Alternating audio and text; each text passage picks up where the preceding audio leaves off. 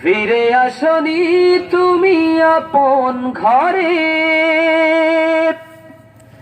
দিনের আলো তুমি ছড়িয়ে দিতে, চলে গেলে মদিনায় মক্কা ছেড়ে।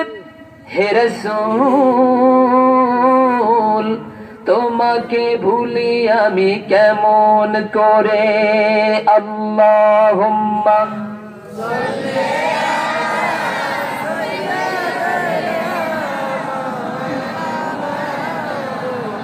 ওয়া আলা আলি সাইয়্যিদিনা।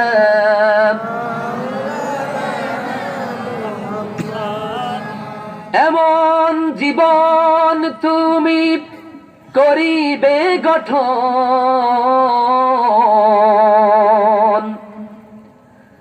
এমন জীবন তুমি করিবে গঠন।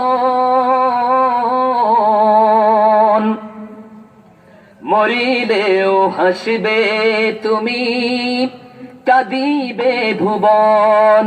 আল্লাহুম্মা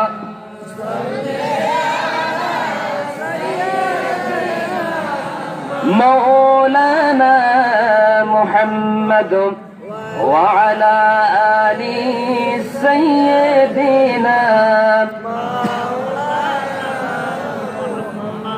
بلغ العلا بكماله، كشف الدجى بجماله، حسنت جميع خصاله. मुझे कुछ मिले या न मिले, अगर मोहम्मद मिले, यानी वो शै जिस अल्लाह मिले। बलगल उला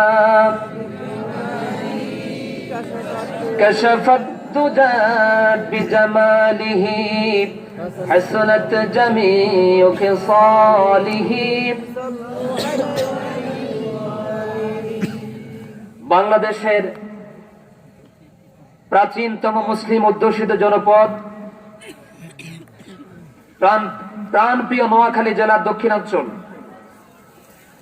উত্তর চরবাগ্গা দারুস সালাম নুরানি ও হাফিজি মাদ্রাসার পঞ্চম বার্ষিক ওয়াজ ও দোয়ার মাহফিলের মুহতারাম সম্মানিত সভাপতি, ১ নং চরজব্বার ইউনিয়ন পরিষদের সুযোগ্য এবং সম্মানিত চেয়ারম্যান, বিশিষ্ট সমাজ সেবক, জনদরদী প্রিয় ব্যক্তিত্ব জনাব তরিকুল ইসলাম বিএসসি। আজকে মাহফিলের আমার আগে যিনি আলোচনা পেশ করেছেন, ইসলামী ফাউন্ডেশন কর্তৃক হামদ, নাত ও কোরআন তেলাওয়াতে জাতীয় পর্যায়ে স্বর্ণপদক প্রাপ্ত মুফাসসির কোরআন, বিশিষ্ট ইসলামী চিন্তাবিদ হযরত মাওলানা আলী আনসারী সাহেব হাফিজাহুল্লাহ, খতিব, বালুরঘাট জামে মসজিদ, ডেমরা, ঢাকা। আবার আগে আলোচনা পেশ করেছেন আরো হযরত মাওলানা হাফেজ আকবর হোসেন সাহেব, আলোচনা পেশ করেছেন আমার বন্ধুভর নতুন বাজার জামে মসজিদের সম্মানিত নবনিযুক্ত খতিব ও ইমাম হযরত মাওলানা হামিদুল হক হাফিজাহুল্লাহ। তিনি সহ যারা কথা বলেছেন, আল্লাহ তাআলা সকল ভাইদের কথাগুলোকে আমাদের জান্নাতের পথ এবং পাথেয় হিসেবে আমল করা তৌফিক দান করুন, আমিন। আল্লাহ তাআলা আমাদের সকল ভাইদেরকে আলী আনসারী সাহেব, হাফেজ আকবর হোসেন, হামিদুল হক সহ সবাইকে আল্লাহ তাআলা কোরআনের জন্য কণ্ঠকে দারাজ করে দিন, আমিন। সম্মানিত সভাপতি মহোদয়, আপনাদের কৃতি সন্তান, বিশিষ্ট ব্যবসায়ী ও শিক্ষানুরাগী জনাব এমজি সারোয়ার মিয়া সহ আমন্ত্রিত অতিথিবৃন্দ, সামনে উপস্থিত কোরআন প্রেমিক সাদুল মুজাহিদ ভাইয়েরা, পর্দার অন্তরালে অবস্থানরত আমার সরল মনের সকল গুণে গুণান্বিতা পর্দানিসীন মা এবং বোনেরা, আনুষ্ঠানিকতার মধ্য দিয়ে আবার আপনাদের সকলকে হৃদয়ের সবটুকুন ভালোবাসাকে উজাড় করে গভীর রজনীতে সম্ভাষণ পেশ করছি। আসসালামু আলাইকুম ওয়া রাহমাতুল্লাহি ওয়া বারাকাতুহু। ওয়া আলাইকুম আসসালাম ওয়া রাহমাতুল্লাহি ওয়া বারাকাতুহু। আপনাদের খুব কষ্ট হচ্ছে, বুঝতে পেরেছি। নিচে তো খুব মাটি একেবারে কাদা কাদা, ঠান্ডার মধ্যে বসে আছেন, আমি বুঝতে পেরেছি, বেশি কষ্ট দেব না। খুব কম কথা বলবো, তবে মনোযোগ সহকারে শোনার চেষ্টা করবেন। রাজি আছেন তো ইনশাআল্লাহ? ইনশাআল্লাহ। বেশি কষ্ট দেব না, আমার সাথে একটু কথা বলবেন। বাইরে যারা আছেন ভাইয়েরা, কোরআন থেকে বরকত নিতে হলে জান্নাতের বাগানে চলে আসুন। এটা কোনো সাধারণ, এখন কোনো সাধারণ জমিন না, কোনো সাধারণ এলাকা না, এটি হচ্ছে একটি জান্নাতের বাগান। সুবহানাল্লাহ বলুন। সুবহানাল্লাহ। কোরআনুল কারীম হচ্ছে এমন একটি কিতাব যার সাথে কোনো ফেরেশতার সম্পর্ক থাকলে সেই ফেরেশতা শুধুমাত্র ফেরেশতাই থাকেন না, সাধারণ কোনো ফেরেশতা থাকেন না, তিনি ফেরেশতাদের সর্দারে পরিণত হয়ে যান। সুবহানাল্লাহ। ফেরেশতাদের সর্দার হচ্ছেন হযরত জিবরাইল আলাইহিস সালাম। আল্লাহ তাআলা এই কোরআনের কারণে তার মর্যাদা বাড়িয়ে দিয়েছেন। কোরআনুল কারীম হলো এমন একটি কিতাব যেই কোরআনের সাথে কোন শহরের সম্পর্ক থাকলে সেই শহর দুনিয়ার কোন সাধারণ শহরে থাকে না। কোরআনুল কারীমের বরকতে আল্লাহ রাব্বুল আলামিন ওই শহরটাকে জান্নাতের বাগান হিসাবে কবুল করে নেন। কোরআনুল কারীমের সাথে যদি কোনো দেশের সম্পর্ক থাকে সেই দেশটা কোনো সাধারণ দেশের মতো নয়, বরং সেই দেশটাকে আল্লাহ রাব্বুল আলামিন পৃথিবীর তামাম দুনিয়ার সকল দেশের চাইতে শ্রেষ্ঠ দেশ হিসাবে আল্লাহ রাব্বুল আলামিন কবুল করে থাকে। কোরআন হলো এমন একটি কিতাব যেই কিতাবের সাথে কোন নবীর সম্পর্ক থাকলে সেই নবী দুনিয়ার কোন সাধারণ নবী থাকেন না, সেই নবী বিশ্ব নবীতে পরিণত হয়ে যান। সুবহানাল্লাহ। কোরআনের সাথে যদি কোনো এলাকার সম্পর্ক থাকে, জমিনের সম্পর্ক থাকে, সেই জমিন কোন সাধারণ জমিন থাকে না, বরং ওই জমিনটাকে আল্লাহ রাব্বুল আলামিন জান্নাতের বাগান হিসাবে কবুল করে নেন। আর আমরা হলাম সেই জান্নাতের বাগান। আলহামদুলিল্লাহ। আলহামদুলিল্লাহ। তো খুব কম সময় কথা বলবো ইনশাআল্লাহ। আল্লাহ তাআলা যেন আমাদেরকে কথাগুলো বুঝার তৌফিক দান করেন। আমিন। আপনারা মাহফিলে আসতে পেরে খুশি না বেজার? খুশি। তাফসীরুল কোরআন মাহফিল করা এটা হলো বিশ্বনবীর সুন্নাত। এটা কার সুন্নাত? আরে মুসলমানের মতো বীরের মতো জবাব দিবেন। তাফসীরুল কোরআন মাহফিল করা, মানুষকে কোরআন শোনার জন্য ব্যবস্থা করে দেওয়া, এটা কার সুন্নাত? বিশ্বনবীর সুন্নাত। বিশ্বনবীর সুন্নাত। আর মাহফিলকে বন্ধ করে দেওয়া, এটা হলো আবু জাহেলের সুন্নাত। আমি কি বুঝাতে পেরেছি? ঠিক। তাহলে মাহফিলের আয়োজন করা, ওয়াজ মাহফিলের ব্যবস্থা করা, জাতিকে কোরআনের কথা শোনানোর জন্য ব্যবস্থা করা, আয়োজন করা, এটা বিশ্বনবীর সুন্নাত। সুন্নাত। আর মাহফিল বন্ধ করা, এটা হলো কার সুন্নাত? আবু জাহেলের সুন্নাত। আল্লাহ আবু জাহেলদের থেকে আমাদেরকে হেফাজত করে জোরে বলা আমিন। আমার বন্ধুগণ, কোরআনুল কারীমের আওয়াজকে স্তব্ধ করে দেওয়ার জন্য, কোরআনুল কারীমের প্রচারকে বন্ধ করে দেওয়ার জন্য চতুর্দিকে আবু জাহেলের নাতিপুতি, তাদের চেলা চামচারা উঠে পড়ে লেগেছে। কিন্তু আল্লাহ পাক রব্বুল আলামিন বলেন, ইউরিদুনা লিইউতফিউ নূরাল্লাহি বিআফওয়াহিহিম ওয়াল্লাহু মুতিম্মু নূরিহি ওয়ালাউ কারিহাল কাফিরুন। চিল্লা বলুন আল্লাহু আকবার। কাফেররা চাই, আবু জাহেলের প্রেতাত্মারা চাই, তাদের ষড়যন্ত্র, তাদের কৌশল, তাদের পরামর্শ, তাদের শক্তি, তাদের মেধা, তাদের বুদ্ধি দিয়ে আল্লাহর কোরআনুল কারীমের আওয়াজকে নিভাইয়া দিতে চায়। ওরা মনে করে এখানে যদি 2 লাখ মানুষ জমায়েত হয়ে যায় তাহলে সব মানুষ তো আল্লাহওয়ালা হয়ে যাবে, কোরআনের দলের লোক হয়ে যাবে। এই ভয়ে তারা কোরআনের আওয়াজকে বন্ধ করতে চায়। এই আওয়াজকে বন্ধ করতে গিয়ে বন্ধ যদি তারা করে ফেলে, তখন এই দুনিয়াতে হয়তো তাদের বিরুদ্ধে লড়াই করার জন্য আমাদের কোনো শক্তি নাই, আমাদের কাছে কোনো আইন নাই, আদালত নাই, সব তাদের। এই দুনিয়ার কোন আদালতে যদি বিচার দেই, বিচার পাবো না নিশ্চিত, ঠিক কিনা? বিচার পাবো না নিশ্চিত। যারা এই জুলুম করলো, এতগুলো টাকা খরচ করার পরে মাহফিল করতে দিল না, দুনিয়ার কোন আদালতে আমরা তোমাদের বিরুদ্ধে নালিশ করলেও আমরা বিচার পাবো না। গভীর অতুলিতে তোমাদের বিরুদ্ধে আল্লাহর কত অসংখ্য বান্দা বান্দিরা চোখের পানি ফেলে ফেলে আল্লাহর দরবারে কান্নাকাটি করছে, তোমাদের জন্য বদদোয়া করছে। হয়তো আর সেই দিন বেশি দূরে নয়, অচিরেই তোমাদের উপরে আল্লাহ গজব পড়বে, কারণ যারা কোরআনের উপরে হাত ধরে তাদেরকে গজব এইভাবে বিদায় করে দেয়। এটাই পৃথিবীর ইতিহাস। যারা কোরআনের আওয়াজ বন্ধ করতে চায় তাদের আওয়াজ বন্ধ করে দেন কে? আমার বন্ধুগণ, গোটা পৃথিবীর কোন মুসলমান তো দূরের কথা, কোন ইয়াহুদি, বৌদ্ধ, খ্রিস্টান, কোন হিন্দুরা পর্যন্ত আজ পর্যন্ত তাদের ছেলে মেয়েদের নাম আবু জেহেল রেখেছে নাকি? রেখেছে? ওই সময় তার শক্তি ছিল, সামর্থ্য ছিল, এমনকি বিশ্ব নবীকে দেশ থেকে পর্যন্ত তারা দেশ ছাড়তে বাধ্য করেছে। নবী কি কারো জমিনের আইন ছিল নাকি? কারো ঘরের মধ্যে হিন্দি ছিল নাকি? কারো ঘর ডাকাতি করছিল নাকি? কারো টাকা আত্মসাৎ করছিল নাকি? আত্মসাৎ করা তো দূরের কথা। আমি আপনাদের সামনে যে আয়াতে কারিমা তেলাওয়াত করেছিলাম, এই আয়াতে কারিমার শানে নুজুল বর্ণনা করতে গিয়ে মুফাসসিরিন কেরাম বলেন, আল্লাহ নবীর ঘরের চতুর্পাশে কাফেররা দাঁড়িয়ে আছে, বিশ্ব নবীকে মেরেই ফেলবে। আল্লাহ নবীকে দুনিয়া থেকে বিদায় করে দেবে, এটাই চূড়ান্ত সিদ্ধান্ত।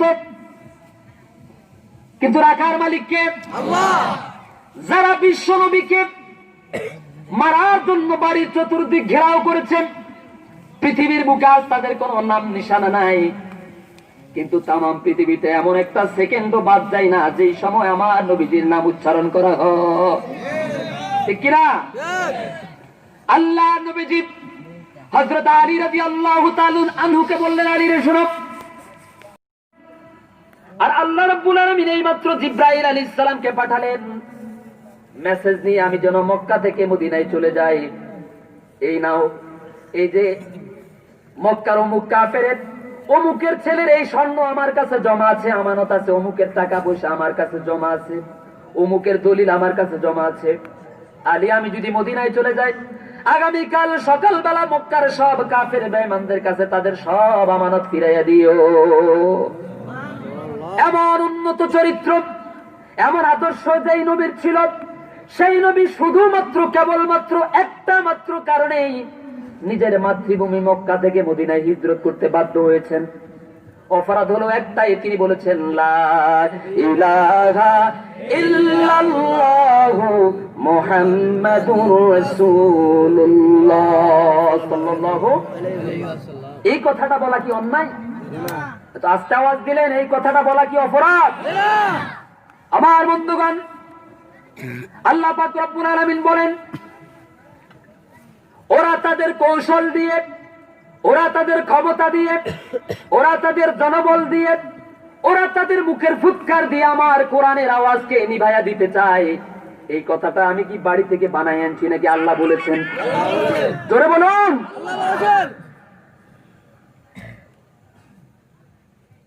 তারা তাদের মুখের ফুৎকার দিয়ে, তাদের শক্তি দিয়ে, তাদের অবৈধ আইন দিয়ে আমার কোরআনের প্রচারকে তারা নিভাইয়া দিতে চায়, বন্ধ করে দিতে চায়। কিন্তু আল্লাহ পাক বলেন, আমার মুমিন বান্দাদের হৃদয় থেকে কখনো কোরআনের আওয়াজকে বুঝানো যাবে না, বন্ধ করা যাবে না।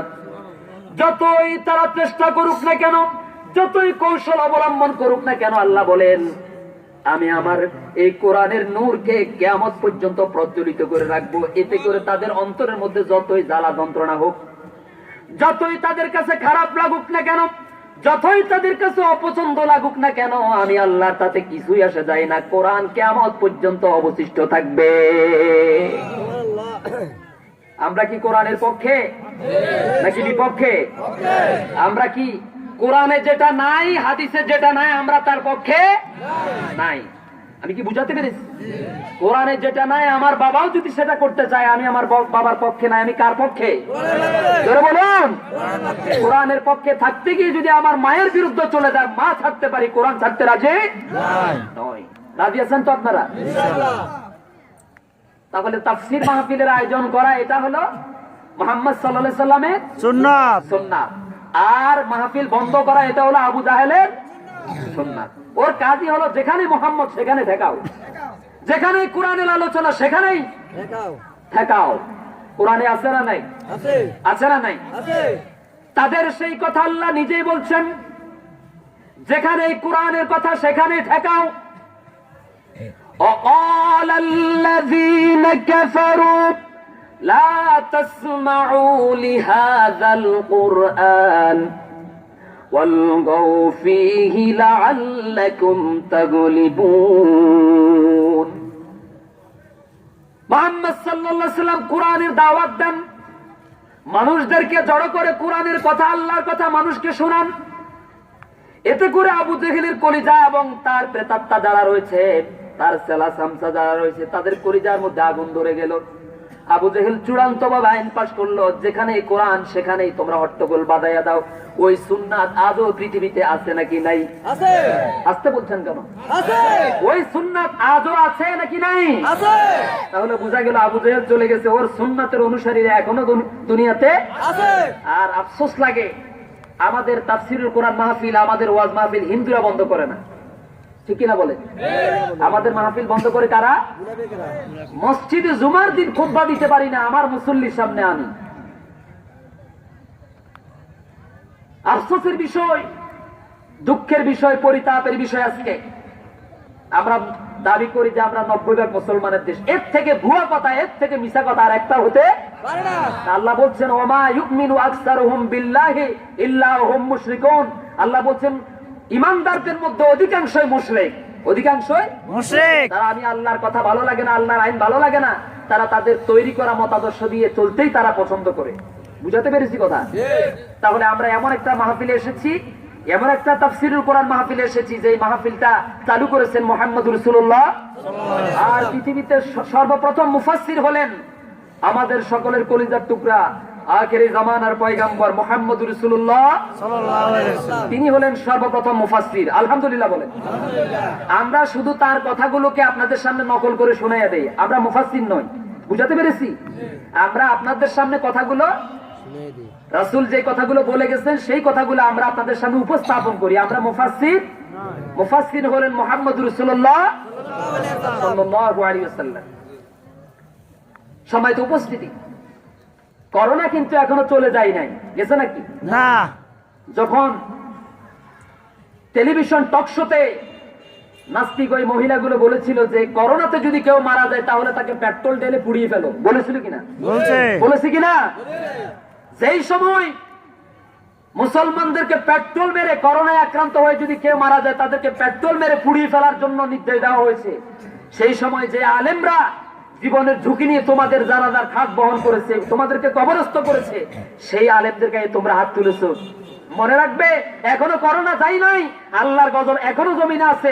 বেশি বেয়াদবি করো না, গজবকে ভয় করো, আযাবে ধ্বংস হয়ে যাবে, অস্তিত্ব খুঁজে পাওয়া যাবে না। ঠিক। করোনা এখনো যাই নাই। সম্মানিত উপস্থিতি, কি একটা আযাব, যেটা দেখা যায় না, ছোঁয়া যায় না, ওজন দেওয়া যায় না। 49 প্রজাতির একটা নাম হলো করোনা। সেই করোনার 7ম প্রজাতির একটা হলো এই করোনা ভাইরাস, কোভিড-19। এই ভাইরাসের কারণে দেখুন, সামান্য একটা ভাইরাসের কারণে মা তার সন্তান থেকে আলাদা হয়ে গেছে, বাবা তার সন্তান থেকে, সন্তান তার বাবা থেকে, মেয়ে তার মা থেকে, মা তার মেয়ে থেকে, বাবা তার মেয়ে থেকে, নেতা তার কর্মী থেকে, মুসল্লি তার ইমাম থেকে, ইমাম তার মুসল্লি থেকে, নেতা কর্মী থেকে, কর্মী তার নেতা থেকে। একটা ঘরের মানুষ আরেকটা ঘর থেকে আলাদা হয়ে গেছে, একটা বাড়ি থেকে আরেকটা বাড়ি আলাদা হয়ে গেছে। কেউ কারো দিকে এগুতে আসে না, সবাই যার যার ঘরের সামনে বাঁশ দিয়ে লকডাউন দিয়েছে। পথে ঘাটে চিপা চাপার মধ্যে লকডাউন দিয়েছিল কিনা বলেন? গোটা পৃথিবীর অবস্থা একটু খেয়াল করেন, আবার একটু পিছনে যান। মনে করেছেন করোনা চলে গেছে, আবার হুজুর পিটাই, হুজুরের চামড়া তুলে দিব আমরা, বলে কিনা? বলে কিনা? একটা হুজুর দর সকাল বিকাল নাস্তা কর, নিজ কানে শুনেছি, আল্লাহর কসম। করোনা ভাইরাস এখনো যায় নাই। যে আলেমরা জীবনের ঝুঁকি নিয়ে তোমাদের জানাজা পড়িয়েছেন, আমার নিজের চোখের দেখা একটা ঘটনা আপনাদেরকে বলি। লক্ষ্মীপুরে গাজীপুর ভাওয়াল সরকারি কলেজের একজন প্রিন্সিপাল, ওনার ভাই ছিলেন লক্ষ্মীপুর একটা ব্যাংকের, মাসে তিনি স্যালারি পেতেন 80,000 টাকা। করোনা ভাইরাস যেদিন থেকে শুরু হয়েছে সেই দিন থেকে উনি আর বাসা থেকে নিচেই নামে নাই। আছে না নাই এরকম? আছে। আমাদের কিছু লোক ঢাকায় থাকেন যারা আমাদের জনপ্রতিনিধি, তো স্যারকে মাহফিলে দাওয়াত দেওয়ার জন্য গেল ঢাকায় লোকজনে, স্যার বলতেছে আমি তো আপনার বাসা থেকে বের হই না, আমি নোয়াখালী যাব কিভাবে? এই হলো আমাদের সাথে নেতাদের সম্পর্ক। কাদের পিছনে দৌড়ান খামাখা? নেতা একজন, তার নাম হলো মোহাম্মদ রাসূলুল্লাহ, তার পিছনে দৌড়ান, এখনো সময় আছে, তাকে ধরেন। এখন এই লোকটা যিনি 4-5 মাস পর্যন্ত উপর রুমের দরজা পর্যন্ত খোলেন নাই, এই ব্যক্তি মারা গেলেন। শেষ পর্যন্ত তাকে করোনা ভাইরাসের ভ্যাকসিন দেওয়া হলো, পৌঁছতে পৌঁছতে একেবারে দুর্গন্ধ হয়ে গেছে, মাত্রায় বেশি হয়েছে। সবাই তো উপস্থিতি, লোকটা যখন মারা গেল, ভাই যিনি কলেজের একজন প্রফেসর, প্রিন্সিপাল, সবাই কিন্তু কোটি কোটি টাকার মালিক, বিশ্বাস করুন কেউ তার আশেপাশে অন্তত 200 হাতের ভিতরে কেউ আসে নাই। বাবা মা ভাই বোন আত্মীয় স্বজন কেউ তার খাটিয়া ধরে নাই। লক্ষ্মীপুর থেকে 5-6 জন আলেম তার জানাজার নামাজ পড়ানোর জন্য গিয়েছিল, তারাই তাকে কবরে রেখেছিল। আমার জানা মতে ওর সাথে জীবনে কোনোদিন ভালো আলেমের সম্পর্ক নাই। সে ছিল আলেম বিদ্বেষী, অথচ মারা যাওয়ার পরে তারে কবর রাখছিল কে? খুব খেয়াল করুন, নিজের কলিজার টুকরা আপন ভাই সামান্য একটা করোনা ভাইরাসের অজুহাতে জীবনের শেষ মুহূর্তে এক মুষ্টি মাটি পর্যন্ত কবরে দিল না। এক বাড়ি থেকে আরেক বাড়ি আলাদা হয়ে গেছে, এক ওয়ার্ড থেকে আরেক ওয়ার্ড, এক ইউনিয়ন থেকে আরেক ইউনিয়ন, এক বাজার থেকে আরেক বাজার, এক উপজেলা থেকে আরেক উপজেলা লকডাউন, এক জেলা থেকে আরেক জেলা লকডাউন, এক বিভাগ থেকে আরেক বিভাগ লকডাউন, এক নগর থেকে আরেক নগর লকডাউন, এক সমুদ্র থেকে আরেক সমুদ্র লকডাউন। এক কথায় তাম পৃথিবী ব্যক্তি থেকে আন্তর্জাতিক পর্যন্ত সবাই সবাইকে ভুলে গেছে, ঠিক কিনা বলেন? কর্মী তার নেতাকে ভুলে গেছে, মোবাইল ফোন বন্ধ, এখন যোগাযোগ করা যাবে না। হসপিটালের যে ডাক্তার একটা মাত্র রোগী দেখতে পারলে মুহূর্তের মধ্যে 3 থেকে 4 হাজার টাকা ভিজিট পায়, সেই ডাক্তার পর্যন্ত জীবন বাঁচানোর জন্য ফোন বন্ধ করে, হসপিটাল বন্ধ করে কোথায় যেন পালিয়ে গেছে, কোনো খবর নাই। হয়েছিল কিনা বলে? হসপিটালে রোগীরা এমনিতে মারা গেছে চিকিৎসার অভাবে, সব ডাক্তার 2-1 ছাড়া সবাই পালিয়ে গেছে। যারা আল্লাহকে ভয় করত, মানুষকে ভালোবাসতো, তারা ছাড়া। বিশ্বাস করুন, যেই মুহূর্তে দুনিয়ার সবাই সবাইকে ভুলে গেছে, আকাশ এবং জমিনের মালিক, কোরআনুল কারীমের মালিক, যে আল্লাহ রাব্বুল আলামিন রাসূল পাঠিয়েছেন, ওই আল্লাহ রাব্বুল আলামিন তার বান্দাকে 1 সেকেন্ডের জন্য ভুলেন নাই। বলেছেন না, বলেছেন যদি আমার উপর আপনার উপর থেকে 1 সেকেন্ডের জন্য তার রহমতের নজর চলে যেত, তাহলে ধ্বংস হয়ে যেতাম, ঠিক না ভাই? आ गया जिस पर नजर बंदा को मौला कर दिया, आ गया जिस पर नजर बंदा को मौला कर दिया, आ गया जिस दम में जोश कतरा को दरिया कर दिया। আল্লাহ রাব্বুল আলামিনের রহমতের নজর যদি কোন ধনাঢ্য ব্যক্তির উপরে, কোন মহাসমুদ্রের উপরে যদি তার অসন্তুষ্টির নজর যদি পড়ে যায়, তাহলে সেই মহাসমুদ্র মুহূর্তের মধ্যে শুকাইয়া যায়, ঠিক কিনা বলেন? আর তার রহমতের নজর যদি কোন দুর্বল বান্দা বান্দির উপরে পড়ে, 1 ফোঁটা পানির উপরে পড়ে, আল্লাহ পাক রব্বুল আলামিন সেটাকে মহাসমুদ্রে পরিণত করে দেয়। সুবহানাল্লাহ। সেই আল্লাহ রাব্বুল আলামিন যে কোরআন দিয়েছেন, রাসূল দিয়েছেন, আমরা কি সেই কোরআন মানতে রাজি আছি? সেই কোরআনের সাথে থাকতে রাজি আছি? যেখানেই তাফসীরুল কোরআন মাহফিল, সেখানেই আমরা রাজি আছেন ইনশাআল্লাহ। কারা কারা রাজি আছেন? হাত তুলে আল্লাহর একটু দেখান। নারায়ে তাকবীর। এই গভীর রজনীতে গলা ফাটিয়ে চিৎকার করবেন, নারায়ে তাকবীর, আল্লাহু আকবার, আল্লাহু আকবার, নারায়ে তাকবীর। কোরআন সুন্নাহর আলো, ঘরে ঘরে জালো, ঘরে ঘরে জালো, কোরআন সুন্নাহর আলো। আমার নেতা তোমার নেতা বিশ্বনবী মুস্তাফা, কোরআন ছাড়া অন্য কিছু মানি না, মানবো না। আল্লাহ আমাদেরকে কবুল করুন, আমিন। যারা মাহফিল বন্ধ করে, তাদের জন্য কি আমাদের ভালোবাসা বেড়েছে নাকি কমেছে? কমেছে, জোরে বলুন। কমেছে। মাহফিল হইলে ইসলামের জন্য, ইসলামের দিকে মানুষ যতটুকুন আসতো না, মাহফিল যদি হতো, কিন্তু না করতে দেওয়ার কারণে পুরো এলাকার মানুষ এখন আরো বেশি ইসলামের জন্য, কোরআনের জন্য পাগল হয়ে গেছে, ঠিক কিনা? ঠিক। ওই পাগলগুলো বুঝে না এটা যে আল্লাহ চ্যালেঞ্জ। কোরআন যে বন্ধ করতে আসলে কোরআনের জ্যোতি, কোরআনের নূর আল্লাহ তাআলা বাড়িয়ে দেন, এটা পাগলেরা বুঝে না। সম্মানিত উপস্থিতি, আমি আপনাদের সামনে কোরআনুল কারীমের সূরা তওবা, এটি হলো কোরআনুল কারীমের 9 নম্বর সূরা। সূরাটি মদিনায় অবতীর্ণ হয়েছে। 40 নম্বর আয়াতে কারিমা থেকে আমি আপনাদের সামনে তেলাওয়াত করেছি। আল্লাহ পাক রব্বুল আলামিন নবী করিম সাল্লাল্লাহু আলাইহি সাল্লাম এবং আবু বকর রাদিয়াল্লাহু তাআলা আনহুর একটি ঘটনাকে উল্লেখ করতে গিয়ে এই কথাটুকু বলেছেন। আমরা একটু মনোযোগ সহকারে শোনার চেষ্টা করব। আল্লাহ রাব্বুল আলামিন বলেন, দুনিয়ার মানব মণ্ডলী খুব ভালো করে শোনো, ইল্লা তানসুরুহু ফাকাদ নাসারাহুল্লাহ ইযা আখরাজাহুল্লাযীনা কাফারু সানিয়া ইসনাইনি ইয হুমা ফিল গারি ইয ইয়াকুলু লিসাহিবিহি লা তাহজান ইন্নাল্লাহা মা'ানা। আল্লাহু আকবার, আল্লাহু আকবার। যাদের সাথে কেউ নাই তাদের সাথে কে আছেন? আল্লাহ। আমার দেশের লক্ষ লক্ষ পাগল শহরে বন্দরে, শহরের অলিতে গলিতে খালি গায়ে করোনার সময় ছিল নাকি ছিল না? ছিল। কিন্তু একটাও মারা গেছে? তার মানে ওদেরকে প্রোটেকশন দিয়েছেন, ওদেরকে নিরাপত্তা দিয়েছেন যিনি, তিনি কে? আল্লাহ।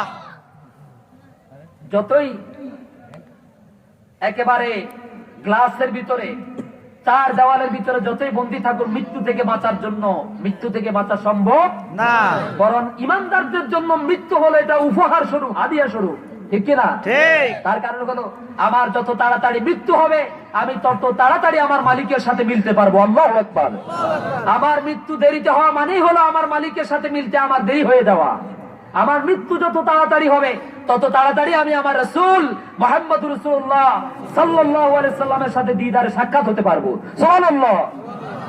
সুতরাং আমাদের কোনো ভয় নাই, আমাদের আছেন কে? আল্লাহ। আল্লাহ যদি কাউকে মারতে চান, হাতি লাগে না, বড় বড় প্রাণী লাগে না, কামান লাগে না। যদি কাউকে মারতে চান, কোন ইসলাম বিদ্বেষীকে যদি আল্লাহ দুনিয়ার বুক থেকে বিদায় করতে চান, তাহলে তারা যেন নমরুদের কথা স্মরণ করে দরজা জানালা সব বন্ধ, নমরুদ বাহিনী পাঠিয়েছে ইব্রাহিম আলাইহিস সালামকে এবং তার সঙ্গী সাথীদেরকে খতম করে দেওয়ার জন্য। খুব খেয়াল করুন, সমস্ত সঙ্গী সাথীদেরকে পাঠালেন নমরুদ ময়দানে যে মোল্লাকে খতম করে দেবে। অগ্নিকুণ্ড তৈরি করে সেখানে তাকে নিক্ষেপ করা হলো। যতই মারার চেষ্টা করলো কিন্তু পারলো না। আল্লাহ রাব্বুল আলামিন ল্যাংড়া মশা পাঠায় দিলেন। ভালো মশাও না, দুয়ারের নিচ দিয়া একটা ল্যাংড়া মশা, যেটা খোড়া, পায়ে ভালো করে হাঁটতে পারেন না, ওই খোড়া মশাটা নমরুদের রাজ দরবারে তার কক্ষের ভিতরে ঢুকে, তার হেডকোয়ার্টারের ভিতরে ঢুকে গেছে। বুঝাতে পেরেছি? পিঁপড়া তার ঠিক মতো হেডকোয়ার্টারে চলে গেছে, সদর দপ্তরে। এখন ভিতরে তো ভোঁ ভোঁ শব্দ, গনগন শব্দ, মাথায় প্রচন্ড কনকন ব্যথা হচ্ছে। নমরুদ এবার সবাইকে ডেকে বলছে, তোমাদেরকে যে পাঠাইলাম ময়দানে, মোল্লাদেরকে কি খতম করছো? কয় যে হুজুর জাহাপানা সব খতম। তো কি খতম হয়েছে? কয় যে মোল্লা একটাও মারতে পারি নাই, আপনি যাদেরকে পাঠাইছেন সব খতম হয়ে গেছে। বুঝাতে পেরেছি কথা? এজন্য মোল্লারা যদি এক হয় তাহলে দেশের সমস্ত মানুষ এক হয়ে যাবে এক রাত্রের মধ্যে। ঠিক কিনা বলেন? ঠিক কিনা? আল্লাহর হস্তে কাওমি আলিয়া, সর্বনাই জামাত, খেলাফত মজলিস, এটা সেটা সবকিছু ভুলে যান। পুরা দেশের আপামার জনতা আমাদের দিকে তাকিয়ে আছে। ঠিক কিনা বলেন? ওয়াজ মাহফিলে গেলে কেউ কাউকে আর আল্লাহর হস্তে কটাক্ষ করবেন না, কেউ কাউকে বিদ্রুপ করবেন না, কেউ কাউকে ব্যঙ্গাত্মক ভাষায় কথা বলবেন না। আমরা যদি, আলেমরা যদি সবাই এক হয়ে যায় তাহলে পুরো জাতি ঐক্যবদ্ধ হয়ে যাবে। ঠিক কিনা? কোন এক জঙ্গলে 3টা গরু ছিল, 3টার মধ্যে এত বন্ধুত্ব ছিল। পাশে ছিল একটা সিংহ, সে খুব বেজার যে 3টা গরু যেদিকে যায় সেদিকে সবসময় একত্রে থাকে, যার কারণে আমি তাদেরকে হামলা করতে পারি না। সে পরামর্শ করলো, এদের 3 জনের মধ্যে আমি একটা শত্রুতা পোষণ, একটা ভাব তৈরি করে দিতে পারলে আমি সফল। আস্তে আস্তে করে একজনকে প্ররোচনা দিল, 2 জনকে প্ররোচনা দিল, দিতে দিতে 3 জন 3 দিকে। আজকে গরু তিন জঙ্গলে গেল খাওয়ার জন্য, সিংহ বেচারা তো খুব খুশি, আমার প্রচারণা, আমার দাওয়াতি কাজ একেবারে সফল, আজকে একটাকে শেষ করলো, এরপরের দিন আরেকটা, এরপরের দিন আরেকটা, এভাবে তিনটাকে শেষ করে দিল। তাহলে এখানে কি মোল্লাদের জয় হয়েছে নাকি সিংহের জয় হয়েছে? সিংহের। আমরা হুজুরদেরও একই অবস্থা। আমাদের কোরআন এক, আমাদের আল্লাহ একজন, আমাদের রাসূল একজন, আমাদের কাবা একটা, আমাদের মদিনা একটা, আমাদের জান্নাতও একটা। তাহলে এই যে মাঝখানে আমরা যত তরিকা বানাইছি, যত রাস্তা বানাইছি, আমরা হুজুররা যদি এই কাজগুলো করি তাহলে সাধারণ মানুষগুলো কোথায় যাবে? কার পিছনে তারা একটা দায়িত্ব বিহাদ আল ইমাম বলবে? ঠিক কিনা বলেন? ঠিক কিনা বলেন? ঠিক। সুতরাং আমরা ঐক্যবদ্ধ হয়ে যাই। আমরা যদি ঐক্যবদ্ধ না হই তাহলে সামনে অবস্থা খুব খারাপ। আল্লাহ তাআলা আমাদের আলেমদেরকে ঐক্যবদ্ধ হওয়া তৌফিক দান করুন। আমিন। তাহলে আল্লাহ তাআলা বলছেন, কোরআনুল কারীমের আয়াতে কারিমার মধ্যে বলছেন, হে বিশ্বের মানব মণ্ডলী, তোমরা স্মরণ করো সেই সময়ের কথা যখন আল্লাহ তাআলা তার রাসূল সাল্লাল্লাহু আলাইহি সাল্লামকে মক্কা থেকে মদিনার উদ্দেশ্যে হিজরতের জন্য বের করলেন। আর দুজনে যখন গুহার ভিতরে ঢুকলেন, কাফের বেঈমানরা যখন চতুর্দিকে আনাগোনা করছে গ্রেফতার করার জন্য, কাফেরদের পা দেখা যায়। আবু বকর রাদিয়াল্লাহু তাআলা আনহু বললেন, ইয়া রাসূলুল্লাহ, কাফেররা যদি একটু পায়ের নিচের দিকে তাকায় তাহলে তো আমাদেরকে ধরে ফেলবে। আমার কথা কি বোঝা যায়? অবস্থা কত কঠিন। কোরআনুল কারীম বলছে, হযরত আবু বকর রাদিয়াল্লাহু তাআলা আনহু তিনি আল্লাহর নবীকে বলছে, ইয়া রাসূলুল্লাহ, কাফের বেঈমানরা যদি তাদের পায়ের দিকে তাকায় তাহলে আমাদেরকে দেখতে পাবে, আর যদি দেখেই ফেলে তাহলে আমাদেরকে দুনিয়ার বুক থেকে নিশ্চিহ্ন করে দেবেন। আল্লাহ নবীজি বললেন, আবু বকর, ওই দুই ব্যক্তি সম্পর্কে তোমার ধারণা কি? যেই দুইজনের মধ্যে আরো একজন সাহায্যকারী হিসেবে আছেন, তার নাম হলো আল্লাহ। তার নাম কি? আল্লাহ। আপনাকে করোনার মুহূর্তে আমার দিন মজুর যারা ছিল, কুলি মজুর, ঠেলাওয়ালা, সিএনজি ড্রাইভার, রিক্সা ড্রাইভার, পান দোকানদার, এই যে আমাদের কোনো প্রোটেকশন ছিল না, আমরা যে গ্রামে গঞ্জে কাজ করেছি, আমাদেরকে সেভ করেছেন কে? আল্লাহ। আমাদেরকে নিরাপত্তা দিয়েছেন কে? আল্লাহ সুবহানাহু ওয়া তাআলা। সুতরাং বিপদে মুসিবতে আয়াত থেকে একটা শিক্ষা হলো, যত বড় বিপদে আসুক না কেন, মুসিবত আসুক না কেন, আল্লাহর উপর থেকে কখনো ভরসা হারানো যাবে না। বুঝতে পেরেছি কথা? আল্লাহ নবীজি বললেন, আবু বকর, লা তাহজান ইন্নাল্লাহা মা'ানা। ও আবু বকর, চিন্তিত হইও না, ভয় করো না, নিশ্চয়ই আল্লাহ রাব্বুল আলামিন তিনি আমাদের সাথে আছেন, চিন্তিত হওয়ার কোনো কারণ নাই, আল্লাহ রাব্বুল আলামিন আমাদেরকে বাঁচাইয়া দিবে। সুবহানাল্লাহ। আমার বন্ধুগণ, তাম পৃথিবীর যেই দিকে মুসলমানদেরকে মারে, চতুর্দিক থেকে মুসলমানদেরকে নিধন করার জন্য, মারার জন্য সব ধর্মের মানুষ ঐক্যবদ্ধ, ঠিক কিনা বলেন? আর যদি প্রশ্ন করি, আরাকানে মার খাচ্ছে কারা? জবাব দিবেন মুসলমানেরা। কাশ্মীরে মার খাচ্ছে কারা? জবাব দিবেন মুসলমানেরা। ফিলিস্তিনে মার খাচ্ছে কারা? জবাব দিবেন মুসলমান। ইথিওপিয়াতে মার খাচ্ছে কারা? জবাব দিবেন মুসলমান। ভারতে মার খাচ্ছে কারা? জবাব দিবেন মুসলমান। বাংলাদেশেও মার খাচ্ছে কারা? জবাব দিবেন মুসলমান, ঠিক কিনা? যতই চতুর্দিক থেকে অন্ধকারাচ্ছন্ন পরিবেশ তৈরি হোক না কেন, আমাদের ঈমান যদি মজবুত থাকে আর আমল যদি মজবুত থাকে, আল্লাহ রাব্বুল আলামিন বলছেন, ওয়ালা তাহিনু ওয়ালা তাহজানু ওয়া আনতুমুল আলাউনা ইন কুনতুম মুমিনিন। চিন্তা করো না, হতাশাগ্রস্ত হইও না, ভয় পাইও না, জেনে রাখো তোমরাই বিজয়ী লাভ করবে যদি তোমরা ঈমানদার হতে পারো। আমাদের কি বিজয় দিবেন এই ওয়াদা কার? আল্লাহ। আরো জোরে বলুন, আল্লাহ। যদি শর্ত হচ্ছে যদি আমরা ঈমানদার হতে পারি। দেখতে তো সবাইকে মাশাআল্লাহ ঈমানদার মনে হয়, কিন্তু যখন আজান হয় বাজারে, হাজার হাজার মানুষ, চৌধুরী বাজারে, বান্দেরহাট বাজারে, হাজীগঞ্জ বাজারে, নোয়াখালী শহরে আজান হলে বোঝা যায় যে আসলে কারা প্রকৃত ঈমানদার আর আসলে কারা প্রকৃত ঈমানদার আর কারা ঈমানদার নয়, কারা গোস্ত খাওয়েন না মুসলমান, এটা তখনই প্রমাণিত হয়, ঠিক কিনা বলেন? যখনই তাফসীর মাহফিলের আয়োজন করা হয় তখন দেখা যায় যে মুসলমানের বাচ্চা তাফসীরুল কোরআন মাহফিল যেন না হয় এই জন্য সে বক্তব্য দিয়ে গলা ফাটাচ্ছে, ঠিক কিনা বলেন? আমরা হুজুররা যদি ঠিক হয়ে যাইতাম, সিধা হয়ে যাইতাম, তাহলে কিন্তু এই আবু জেহেলের প্রেতার তারা ভালো হয়ে যেত আরো আগেই, ঠিক কিনা বলেন? ওদের জানাজা কেউ পড়াবেন না, ওদেরকে চিহ্নিত করে রাখবেন। কোরআনের মাহফিলের যে বিরোধিতা করবে, আলেম ওলামাদের বিরোধিতা যারা করবে, কোন হুজুর তাদের জানাজা পড়াবেন না। রাজি আছেন তো? আল্লাহ আমাদেরকে কবুল করুন। এদের জানাজা পড়ানো যাবে না, এদেরকে পেট্রোল দিয়ে পুড়িয়ে ফেলতে হবে, এদেরকে আমের লাকড়ি দিয়ে পুড়িয়ে ফেলতে হবে, এদের জানাজা নিষিদ্ধ। কারণ আল্লাহ রাসূল সাল্লাল্লাহু আলাইহি সাল্লামকে এইভাবে গালি দেওয়া হয়েছিল, ঠিক কিনা বলেন? দল যার যার হোক না কেন, আল্লামা মামুনুল হক একজন আলেম তো, আরে ভাই ওনার পরিবারের মধ্যে 75 জন হাফেজে কোরআন বর্তমানে আছে না। সুবহানাল্লাহ, পকেটে থাকুক, এটা বাড়িতে গিয়ে বলি। সুবহানাল্লাহ। কতজন? 75 জন হাফেজে কোরআন। তার বাবা ছিলেন শাইখুল হাদিস, তিনিও শাইখুল হাদিস। সেই মানুষটাকে যদি বলে তার ছবিকে রাস্তার মধ্যে দিয়া যুবকরা প্রস্তাব করতেছে তার ছবির মধ্যে, নাউজুবিল্লাহ। বুঝাতে পেরেছি? আমার তো ভয় হচ্ছে, আমি আশঙ্কা করছি কখন না জানিয়ে জাতির উপরে আল্লাহর গজব আরো ভয়ঙ্কর থেকে ভয়ঙ্কর হয়। এই জন্য মোকাবেলা করার জন্য তৈরি হয়ে যাও। বুঝাতে পেরেছি? আমরা দল টল বুঝি না। তিনি একজন আলেম তো, চরমনায় পীর সাহেব, তিনি একজন আলেম তো।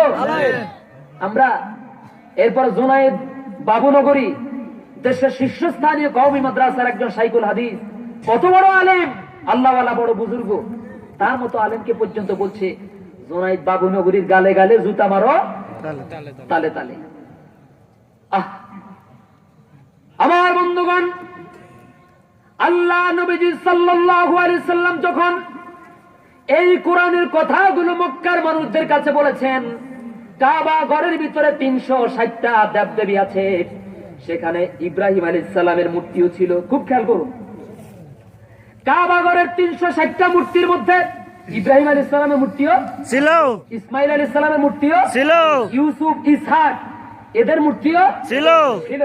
কিন্তু আল্লাহ নবীজি তিনি বললেন, এই মূর্তি, এই উপাস্য, এই ভাস্কর্য দেবতাগুলো তোমাদের কোনো ক্ষতি অথবা ভালো করতে পারে না, তোমরা এক আল্লাহর উপাসনা করো। একটা কথা বলার কারণে একজন কাফের আল্লাহ নবীকে গালি দিয়েছে। আল্লাহ নবীকে যখন গালি দিয়েছে অকথ্য ভাষায়, কুরআনুল কারীম বলছে, সাথে সাথে আরশ আযীম থেকে রব্বুল আলামিন প্রতিবাদ করেছেন, উতুল্লিম বা'দা যালিকা জানিম। ও আমার নবী, যেই কাফের গোষ্ঠী আপনাকে গালি দিয়েছে এই মূর্তির বিরুদ্ধে কথা বলার কারণে, কোরআনের দাওয়াত দেওয়ার কারণে যারা আপনাকে গালি দিয়েছে, আমি আল্লাহ আরশ আযীম থেকে ঘোষণা দিয়ে দিলাম তাদের জন্মটা অবৈধ, তারা জারজ। কোরআন অতুল্লিম বা'দা যালিকা জানিম। জানিম বুঝুন তো, জেনা বুঝুন তো, জেনা, জেনার ভিত্তিতে যার জন্ম হয় তাকে বলা হয় জানিম, অর্থাৎ জারজ সন্তান। ওই কাফের লোকটা যখন শুনলো যে আল্লাহ নবী আমাকে জারজ সন্তান বলেছে, সে বুঝলো যে মুহাম্মদ সাল্লাল্লাহু আলাইহি ওয়াসাল্লাম যা বলে এগুলো নিঃসন্দেহে সত্য কথা, কোনো সন্দেহ নাই। যেহেতু আমি তো তালে তালে এখন বিরোধিতা করতেছি, আসলে কেন যে বিরোধিতা করি আমি নিজেও বুঝি না। যখনই আল্লাহ রাসূল তাকে বললো তুই জারজ, আল্লাহ আমাকে এইমাত্র বলেছেন, সে তখন পাগলের মতো ছুটে গেল বাড়িতে তার মাকে খোঁজ করার জন্য। কারণ সে জানে মুহাম্মদ সাল্লাল্লাহু আলাইহি ওয়াসাল্লাম যে এই কথা বলে সেটা কখনো মিথ্যা হতে পারে না। যেহেতু আমাকে জারজ সন্তান বলেছে, তাহলে খোঁজ নেওয়া দরকার। বাড়িতে গেল, মাকে ঘরে পেল না, পাশের বাড়িতে গিয়ে মাকে জিজ্ঞাসা করলো, মা সত্যি করে বলো আমার বাবাকে। হঠাৎ করে ছেলের মুখে এই কথা শুনলে, শোনার পর মা তো আশ্চর্য হয়ে গেলেন, ভীত বিহ্বল হয়ে গেলেন, আর জিজ্ঞেস করলেন, হঠাৎ করে এত বছর পরে তুমি এখন বুড়া বয়সের সময় আমাকে প্রশ্ন করতেছো কেন? ছেলে বলল, মা, মুহাম্মদ সাল্লাল্লাহু আলাইহি সাল্লামকে গালি দিয়েছিলাম আজকে। আল্লাহ নবীজি কাবা ঘরের চত্বরে কুরআনুল কারীমের প্রচার করার কারণে আমিও আবু জেহেলের দলের মধ্যে শামিল হয়ে, উতবা সাহেবের সাথে শামিল হয়ে আল্লাহ নবীকে একটা গালি দিয়েছিলাম। আর অমনিতে আল্লাহ রাব্বুল আলামিন মুহাম্মদ সাল্লাল্লাহু আলাইহি সাল্লামের উপর ওহী নাযিল করে বলে দিয়েছেন, মা, আমি নাকি যার সন্তান, আমার নাকি কোনো বাবার পরিচয় নাই। আমি জানি মুহাম্মদ সাল্লাল্লাহু আলাইহি সাল্লাম আল্লাহর নবী, যা বলেন সব সত্য কথা। তাহলে আমি তোমার কাছে সত্যতা জানার জন্য এসেছি, সত্যি করে বলো আমার বাবাকে। মহিলা তখন জবাব দিল, বাবার শোনো, যেই কোনো একটা প্রতিবেশীর সাথে, একজন রাখালের সাথে অবৈধভাবে সংসার করেছে, তোমার বাবা যেই কোনো কাজের জন্য বাড়ির বাইরে গেছেন, আর ওই সুযোগে আমি তার সাথে অবৈধ সংসার করে তোমার জন্ম হয়েছে তার ভিত্তিতে। কাফের লোকটি সাথে সাথে চিৎকার দিয়ে হাতের মধ্যে থাকা তরবারি দিয়ে তার মাকে কতল করে দিলেন। আমার বন্ধুগণ, সেই সুন্নাত আল্লাহ নবীকে যারা গালি দেয়, আল্লাহ নবীজির ওয়ারিস উলামায়ে কেরামকে যারা গালি দেয়, খবর নিয়ে দেখবেন আমার তো মনে হয় তারাও যারা সন্তান। আমরা তোমাদের জানাজা পড়াই, তোমার জন্মটাতে বৈধ, এটা আমরা হুজুররা বিয়ের মাধ্যমে ঠিক করি, ঠিক কিনা বলেন? তোমার কানে আমরা আযান দেই আর আমাদেরকে বলো আমাদের গালের মধ্যে প্রস্তাব করাও। যেই আল্লামা মামুনুল হক, আমি তার কোনো চাচাবাচি দাও না, রক্তের কোনো সম্পর্ক নাই, জীবনে দেখিও না সরাসরি। একজন যার মুখ দিয়ে অনর্গল শুধু হাদিসে নবী করিম সাল্লাল্লাহু আলাইহি ওয়াসাল্লামের হাদিস যার মুখ দিয়ে বের হতো, সেই আলেমের মুখে তোমরা প্রস্তাব করেছো। আল্লাহর গজব আবার আসতেছে, করোনা যায় নাই। যতই বাঁচার জন্য চেষ্টা করো মাস্ক, কি লাভ হবে? তুমি নাক আর মুখ ঢাকবে, কিন্তু মানুষের প্রত্যেকটি পশমের গোড়ার মধ্যে ছিদ্র আছে না নাই? আছে না নাই? আমি আরো সহজ ভাষায় বলি, আপনারা টয়লেটে যান না? তো টয়লেটে গেলে তখন কি মুখের ওইটার মধ্যে কি মাস্ক লাগানো থাকে নাকি খোলা থাকে? আপনি যদি আল্লাহর উপরে তাওয়াক্কুল করেন তাহলে সেটা হলো ভিন্ন হিসাব, কিন্তু যদি মনে করেন যে শুধু মুখ দিয়েই করোনা ঢুকে, তাহলে তো ওখান দিয়ে আরো বেশি দূরে ঢুকার কথা, কিনা বলেন? এই জন্য করোনাকে ভয় করো না, বরং যিনি করোনা দিয়েছেন সেই করুণাময়কে ভয় করো। তাহলে মুহূর্তের মধ্যে তোমাদের উপর থেকে গজব সরিয়ে নিবেন কে? আল্লাহ। আর করে বলুন আল্লাহ। এজন্য আমাদের ঈমানকে মজবুত করতে হবে। আবু বকরের মতো, নবী করিম সাল্লাল্লাহু আলাইহি ওয়াসাল্লামের সাহাবায়ে কেরামদের মতো আমাদের ঈমানকে মজবুত করার জন্য ঘোষণা দিয়েছেন কে? আল্লাহ। সম্মানিত উপস্থিতি, ইসলামের জন্য আমাদের কি অবদান আর সাহাবায়ে কেরামের কি অবদান ছিল? আল্লাহ যদি কিয়ামতের দিন মুসলমানদেরকে প্রশ্ন করেন, আলেমদেরকে প্রশ্ন করেন কিয়ামতের দিন, যে আমার নবী আর তার সাহাবায়ে কেরামদের পরে তোমরা ইসলামের জন্য কি অবদান রেখেছো? আমরা হুজুররা বলবো অনেক কিছু করেছি। আমি একটা তরিকা বের করেছি, আমি আহলে হাদিস, অমুক হানাফি, অমুক শাফি, অমুক সরমনায়, অমুক জামাত ইসলাম, অমুক খেলাফত মজলিস, দলে দলে ইসলামকে ছিন্ন বিচ্ছিন্ন।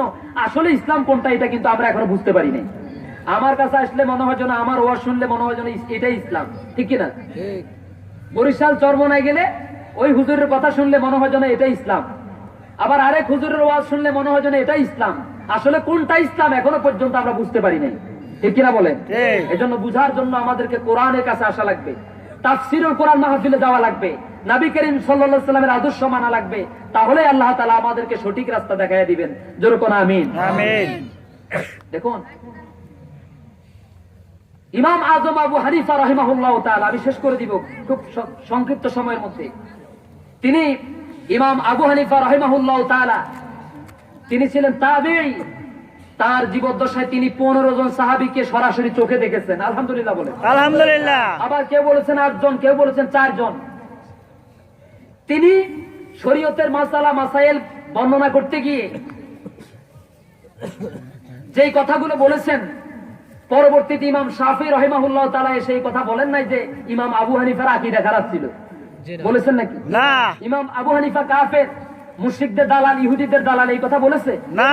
আবার ইমাম শাফি চলে যাওয়ার পরে আহমদ ইবনে হাম্বল, ইমাম মালিক রাহমাতুল্লাহ আলাইহি, তারা কি কেউ তাকে পথভ্রষ্ট বলেছেন? কেউ গালি দিয়েছেন?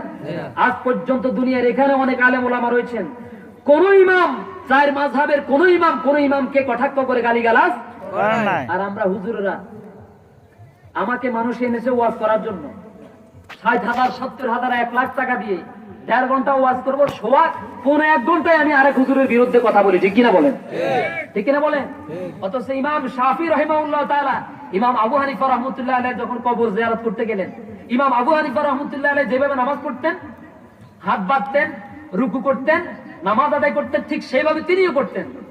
তখন ইমাম শাফি রাহিমাহুল্লাহ তাআলার অনুসারীরা জিজ্ঞাসা করলেন শিষ্যরা, যে হুজুর, আপনি তো নামাজের মধ্যে রফুল ইয়াদাইন করেন, বুঝেন তো রফুল ইয়াদাইন, হাত বাঁধে, আমিন জোরে বলে, তো আপনি তো এখানে আজকে সেগুলো করলেন, এটা কেন করলেন? তিনি বললেন, এখানে যিনি শুয়ে আছেন ইমামে আজম, আমি তার সম্মানে আমারটা ছেড়ে দিয়েছি, তারটা এখন চলবে। সুবহানাল্লাহ। একজন আলেম আরেকজন আলেমের উপরে এইভাবে মানসিকতা প্রদর্শন করা উচিত, সম্মান দেখানো উচিত, তাহলে জাতি আমাদের কাছ থেকে কিছু শিখতে পারবে।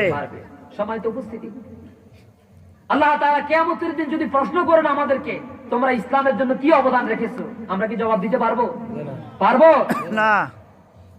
এক একজন সাহাবী নিজের বাড়িঘর ছেড়েছেন, ব্যবসা বাণিজ্য ছেড়েছেন, মাকে ছেড়েছেন, বাবাকে ছেড়েছেন, স্ত্রীকে ছেড়েছেন, এমনকি বাসর ঘরে স্ত্রীকে পর্যন্ত ছেড়ে যুদ্ধের ময়দানে সংগ্রাম করেছেন। সুবহানাল্লাহ। সুবহানাল্লাহ। চিন্তা করা যায়? ইসলামের ইতিহাস বলছেন মুতার যুদ্ধের সময় আল্লাহ নবীজি সাল্লাল্লাহু আলাইহি ওয়াসাল্লাম একদিন সকাল বেলায় সাহাবায়ে কেরামদের জমায়েত করে বললেন, আমার সাহাবীরা, তোমাদের মধ্যে আমার পালক পুত্র যায়েদ আছে নাকি? হযরত যায়েদ রাদিয়াল্লাহু তাআলা আনহু লাব্বাইক বলে হাত উঁচু করে বললেন, ইয়া রাসূলুল্লাহ, আমি উপস্থিত আছি। এরপরে বললেন, আমার চাচাতো ভাই হযরত জাফর বিন আবি তালেব, তুমি আছো নাকি? তিনিও হাত উঁচু করে বললেন, ইয়া রাসূলুল্লাহ সাল্লাল্লাহু আলাইহি ওয়াসাল্লাম, আমি উপস্থিত রয়েছি। নবীজি সাল্লাল্লাহু আলাইহি ওয়াসাল্লাম 3 নম্বরে বললেন, আমার সাহাবী সদ্য বিবাহ করেছে হযরত আব্দুল্লাহ বিন রাওয়াহা, তুমি এখানে উপস্থিত আছো নাকি? তিনিও হাত উঁচু করে বললেন, ওগো আল্লাহর রাসূল, আমি উপস্থিত আছি। আল্লাহ নবীজি বললেন, আগামীকাল সকালবেলা তোমাদের এই 3 জনকে 3000 বাহিনীর নেতৃত্ব দিয়ে 3 জনকে সেনাপতি বানিয়ে মুতার যুদ্ধের জন্য তোমাদেরকে প্রেরণ করব। সুতরাং তোমরা তোমাদের বাড়ি ঘরে চলে যাও, বিদায় নিয়ে আসো মা বাবার কাছ থেকে, স্ত্রীর কাছ থেকে। হযরতে জাফর, হযরতে যায়েদ রাদিয়াল্লাহু তাআলা আনহু বললেন, ইয়া রাসূলুল্লাহ, আমি আপনার পালক পুত্র। আমার মা হযরত আয়েশা সিদ্দিকা রাদিয়াল্লাহু তাআলা আনহা ঘরে বসে শুনেছেন, আমি তো আপনার পালক পুত্র, আমার আর কারো কাছে যাওয়ারও দরকার নাই, বলারও দরকার নাই। 2 নম্বর সাহাবী হযরত জাফর বিন আবি তালেব রাদিয়াল্লাহু তাআলা আনহু, তিনি তার বাড়িতে চলে গেলেন। বাড়িতে গিয়ে স্ত্রীকে সালাম বললেন, আর বললেন, স্ত্রী গো, আমার জন্য প্রাণ ভরে দোয়া করো। আল্লাহ নবীজি সাল্লাল্লাহু আলাইহি সাল্লাম মুতার প্রান্তরে রোমান কাফেরদের বিরুদ্ধে আমাকে সেনাপতি হিসেবে নিযুক্ত করেছেন। দোয়া করবে আল্লাহ রাব্বুল আলামিন যেন আমাকে জিহাদের ময়দানে শহীদ হিসেবে কবুল করে নেয়। স্ত্রী আল্লাহর দরবারে হাত উঁচু করলেন আর বললেন, রব্বুল আলামিন, আমার স্বামী হযরত জাফরকে বিশ্ব নবী যুদ্ধের ময়দানের সেনাপতি নিযুক্ত করেছেন, আমি তো তাকে থাকতে বলতে পারি না, বরং আমি আপনার দরবারে ফরিয়াদ করি, আপনি আমার স্বামীকে গাজী বানায় আমার বাড়িতে ফিরাইয়া দিয়েন। হযরত জাফর বিন আবি তালেব রাদিয়াল্লাহু তাআলা আনহু, তার হাতের মধ্যে যে তরবারি ছিল, ওই তরবারিকে উল্টা পিক দিয়া স্ত্রীর হাতের মধ্যে মৃদু আঘাত করে বললেন, স্ত্রী গো, উল্টা দোয়া করো না, উল্টা দোয়া আল্লাহর দরবারে কবুল হয় না। যেহেতু আমার আগে একজন সেনাপতি আছে, পরেও আরো একজন সেনাপতি আছে, এতে করে আমি নিঃসন্দেহে বুঝতে পেরেছি, অনুমান করতে পেরেছি, ওই যুদ্ধের ময়দানে আল্লাহ নবীজি আমাকে 2 নম্বর সেনাপতি এই জন্য বানিয়েছেন, আমার আগেও একজন আছে, পরেও আর একজন আছে। ও বিবি, নিশ্চিত নির্ঘাত ওই মুতার প্রান্তরে আমি শহীদ হয়ে যাব। জনমের মতো তোমার সাথে সাক্ষাৎ করতে আসলাম, এই জীবনে তোমার সাথে আমার আর দেখা হবে না। ইসলামের জন্য আল্লাহ নবী সাহাবায়ে কেরামদের কি ত্যাগ ছিল, আর আমরা কি করছি একটু ভালো করে খেয়াল করুন। 3 নম্বর সাহাবী হযরত আব্দুল্লাহ বিন রাওয়াহা, যিনি আজকে মাত্র বিবাহ করেছেন। উঠানে গিয়ে শুনলেন স্ত্রী পরম সুন্দর করে কোরআনুল কারীম তেলাওয়াত করছেন। ঘরের বাইরে দাঁড়িয়ে বউকে সালাম দিলেন। সালাম করার পর বললেন, স্ত্রী গো, এই মাত্র আল্লাহ নবীজি আমাকে যুদ্ধের ময়দানের 3 নম্বর সেনাপতি বানিয়েছেন। আজকে তোমার সাথে আমার মাত্র বিবাহ হলো, আমি তোমার কোনো হক আদায় করতে পারি নাই, তোমার সাথে একটু দেখাও করতে পারি নাই, কথাও বলতে পারি নাই। ও বিবি, আল্লাহর রাস্তা আমারে মাফ করে দিও। স্ত্রী বললেন, প্রাণের স্বামী আমার, একটাবার ঘরের ভিতরে আসেন, আমি আপনার চেহারাটা দেখে রাখতে চাই। হযরত আব্দুল্লাহ বিন রাওয়াহা রাদিয়াল্লাহু তাআলা আনহু বললেন, স্ত্রী আমার, আমি যদি ঘরের ভিতরে যাই তাহলে তুমি একটা মদিনার সুন্দরী মেয়ে, তোমার সামনাসামনি যদি আমি হই, তোমার সাথে যদি কথা বলতে ঘরের ভিতরে ঢুকি, তাহলে তোমাকে দেখলে আমার মনের ভিতরে প্রেম জাগবে, ভালোবাসা জাগবে। আর এই চিন্তা চেতনা, এই অনুভূতি নিয়ে যদি যুদ্ধের ময়দানে লড়াই করতে যায়, তাহলে তোমার কথা মনে পড়লে আল্লাহর দ্বীনের জন্য যুদ্ধ করতে পারবো না। আল্লাহু আকবার বলেন। আল্লাহু আকবার। স্ত্রী বললেন, প্রাণের স্বামী, আল্লাহে, আল্লাহর নামের কসম করে বলি, আপনি একটাবার যদি ঘরের ভিতরে আসেন, আমি আপনার কাছে কোনো প্রেম নিবেদন করব না, ভালোবাসা নিবেদন করব না, আপনাকে থাকতে বলবো না। শুধুমাত্র একটাবার ভালো করে আপনার চেহারাটা দেখে রাখতে চাই, যাতে করে কিয়ামতের দিন লক্ষ কোটি কোটি মানুষের ভিতরে আমি যেন আপনার চেহারাটা সেই দিন স্বামী হিসাবে আপনাকে চিনে নিতে পারি। প্রিয় ভাইয়েরা আমার, তিনজন চলে গেলেন মুতার প্রান্তরে। এই তিনজন সাহাবী আগে থেকে জানতেন কাফেরদের সংখ্যা হলো 1 লক্ষ। কত লক্ষ? 1 লক্ষ। জোরে বলুন। 1 লক্ষ। 1 লক্ষ কাফের। কিন্তু মুসলমানরা যখন যুদ্ধ করার জন্য গেলেন মাত্র 3000। 1 লক্ষ কাফের বিরুদ্ধে 3,000 মুসলমান যুদ্ধ করা লাগে নাকি? লাগে না। মৃত্যু নিশ্চিত, শাহাদাত নিশ্চিত। এই কথা জেনে বুঝো, জানার পরেও, বুঝার পরেও আল্লাহর দ্বীনের জন্য বিশ্বনবী বলেছেন, এই কথা আনুগত্য করার জন্য তারা কাফেরদের বিরুদ্ধে লড়েছেন। আল্লাহু আকবার বলেন। যুদ্ধ চলল। যুদ্ধের ময়দানে গিয়ে দেখলেন মদিনার 3টা গোত্র মুনাফিক, বনি লাখম, জুয়ান, কুদামার 3টা গোত্র, 3 গোত্র থেকে 1 লক্ষ কাফের, 1 লক্ষ ইহুদি, টোটাল হলো 2 লক্ষ। কত লক্ষ? যুদ্ধ হলো মুতার প্রান্তরে। হযরত যায়েদ রাদিয়াল্লাহু তাআলা আনহু শাহাদাত বরণ করলেন। দ্বিতীয় নম্বর সাহাবী হযরত জাফর বিন আবি তালিব রাদিয়াল্লাহু তাআলা আনহু ইসলামের পতাকা, ইসলামের ঝান্ডাকে উঁচু করে ধরলেন। কাফেররা তার ডান হাতের মধ্যে কোপ দিয়েছে। এই কাটা হাতটা, এটা নিয়ে যুদ্ধ করতে যখন কষ্ট হচ্ছে, হযরত জাফর বিন আবি তালিব রাদিয়াল্লাহু তাআলা আনহু এই কাটা হাতটাকে পায়ের নিচে দিয়া, এই কাটা হাতটাকে পায়ের নিচে দিয়া আল্লাহু আকবার বলে এমন জোরে টান মেরেছে, দেহ থেকে হাতটাকে বিচ্ছিন্ন করলেন। এবার বাম হাত দিয়ে তরবারি চালালেন। কাফেররা পিছন থেকে আবার বাম হাতের মধ্যে কোপ মারলো। 2টা হাত মাটিতে পড়ে গেল। কাফেররা আবার তার ডান পা কেটে ফেললো, বাম পা কেটে ফেললো, ডান আর বাম 2টা হাত এবং পা কেটে ফেললো। শুধুমাত্র দেহটা এক পাশে পড়ে ইসলামের পতাকা মুখের সাথে কামড়ায় উঁচু করে মুসলমান জাতিকে দেখায় গেছিল, মুসলমানেরা শোনো, এই ইসলামের জন্য আজকে তুমি নিজেকে মুসলমান বলে দাবি করো, তুমি তো এই পরীক্ষার সম্মুখীন হও নাই, তুমি তো এই যুদ্ধের সম্মুখীন হও নাই, বংশগতভাবে মুসলমান হয়েছে, এই জন্য ইসলামের জন্য দরদ নাই, কোরআনের জন্য দরদ নাই, আল্লাহ নবীজির সুন্নতের জন্য দরদ নাই। আর আমি জাফর আল্লাহর দ্বীনের জন্য, কোরআনের জন্য, ইসলামের জন্য, বিশ্ব নবীর আনুগত্য আইন মানতে গিয়ে, বিশ্ব নবীর আনুগত্য করতে গিয়ে হাত কাটা হয়ে গেল, পা কাটা হয়ে গেল। এই হাত কাটা, পা কাটা দেহটা নিয়ে মুখের সাথে ইসলামের পতাকা উঁচু করে রেখে দিয়েছি। পাশের সাহাবীকে ডেকে বললেন, ও আল্লাহর নবীর সাহাবী শুনো, আমার কাছে আসো, আর আল্লাহ নবীকে বলে দিও, আল্লাহ নবীকে আমার সালামটা বলে দিও, আর বিশ্ব নবীকে এই খবরটা পৌঁছাইয়া দিও, আমি জাফর আমার জীবনের শেষ রক্তবিন্দু দেহে থাকা পর্যন্ত, নিঃশ্বাস থাকা পর্যন্ত আমি জাফর আল্লাহর দ্বীনের, ইসলামের এই পতাকাকে মাটিতে পড়তে দেয় নাই, মুখের সাথে কামড়ায় উঁচু করে রেখে দিয়েছি। তিনিও শাহাদাত বরণ করলেন। আব্দুল্লাহ বিন রাওয়াহা তিনিও শাহাদাত বরণ করলেন। কয়েকদিন পরে আল্লাহ নবীজির কাছে যখন হযরত জাফর বিন আবি তালিবের মৃত্যুর সংবাদ এলো, আল্লাহ নবীজি জাফরের বাড়িতে আসলেন। তার স্ত্রীকে বললেন, তোমার সন্তানদেরকে আমার কাছে পাঠিয়ে দাও। হযরত জাফর বিন আবি তালিব রাদিয়াল্লাহু তাআলা আনহুর সন্তানেরা বিশ্ব নবীর কাছে আসলেন।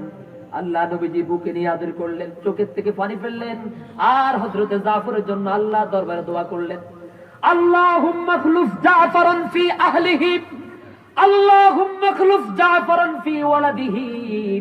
ও আল্লাহ, আমি তোমার পয়গম্বর, আমি তোমার নবী, আর আমার এই 3 জন সাহাবী তোমার দ্বীন কায়েমের জন্য মুতার প্রান্তরে মৃত্যু নিশ্চিত, শাহাদাত নিশ্চিত জেনেও তারা তোমার দ্বীনের জন্য শাহাদাত বরণ করেছেন। রব্বুল আলামিন আমার যে জাফর তোমার দ্বীনের জন্য হাত হারাইছেন, পা হারাইছেন, আল্লাহ গো তুমি আমার জাফরের পরিবার পরিজন, তার সন্তানদেরকে লালন পালনের ব্যবস্থা করে দিও। নবী দোয়া করতে করতে চলে যাচ্ছেন বাড়ির দিকে। জাফর রাদিয়াল্লাহু তাআলা আনহুর সন্তানেরা কাঁদে, স্ত্রীও কাঁদেন, আর আল্লাহ নবীজি তাদেরকে সান্ত্বনা দেওয়ার জন্য বললেন, লাকাদ রাআইতু জাফরান ফিল জান্নাতি লাহু জানাহানে মুদাররাজান ফিদ দিমাই ওয়া হুয়া মাসবুগুল কওয়াদিম। হে জাফরের পরিবার পরিজন, চিন্তিত হয়ো না, হতাশাগ্রস্ত হয়ো না, মনোবল হারিও না। শুনে নাও, বিগত রজনীতে আমি নবীজি স্বপ্নের ভিতরে দেখেছি আমার জাফর ওই কাটা দুইটা হাত, সেই দুইটা কাটা হাতকে আল্লাহ তাআলা পাখিদের ডানার মতো বানায়া দিলেন, আর আমার জাফর আল্লাহর জান্নাতের মতো রক্তে রঞ্জিত পাখায় ভর করে আল্লাহর জান্নাতের মধ্যে উড়ে বেড়াচ্ছে। প্রিয় ভাইয়েরা আমার, যে ইসলামের জন্য, যে মুসলমানদের জন্য, যে কোরআনের জন্য আল্লাহ নবীর সাহাবায়ে কেরাম এইটুকুন পরিমাণ এত বড় ত্যাগ স্বীকার করলেন, আজকে ভাবতে অবাক লাগে মুসলমান নামদারি সন্তানরা আমাদের তাফসীরুল কোরআন মাহফিল বন্ধ করে দেয়। আল্লাহ তাদেরকে হেদায়েত নসিব করুন, আমিন। যদি হেদায়েত কপালে না থাকে তাহলে আবু জেহেলের বাড়ি যেরকম ইন্টারন্যাশনাল টয়লেট হয়েছে, তাম দুনিয়ার সমস্ত হাজিরা হজ করতে গেলে আবু জেহেলের বাড়িতে পায়খানা করে। ইতিহাসে যারা এভাবে কোরআনের বিরোধিতা করবে, জাতীয় তাদেরকে এইভাবে স্মরণ করবে।